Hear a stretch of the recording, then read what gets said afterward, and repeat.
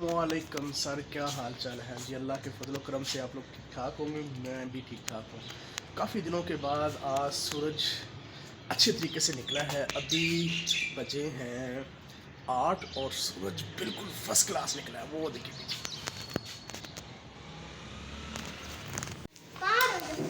अच्छा जी, आज हमारे घर बन रहा है हल्का गोश्त और हाफिज साहब कुकिंग कर रहे हैं आज। तो ये हो चुका है, अभी थोड़ा सा गर्म करके इसको साफ़ किया जा रहा है। 2-3 घंटे लग जाएंगे अब। अच्छा जी, हरन का जो गोश्त है वो हो चुका है तैयार।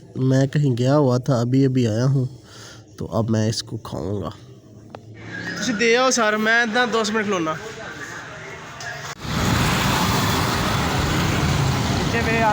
अच्छा जी, आज हम बादल को लाइव देखेंगे। चल लाल लाज हुए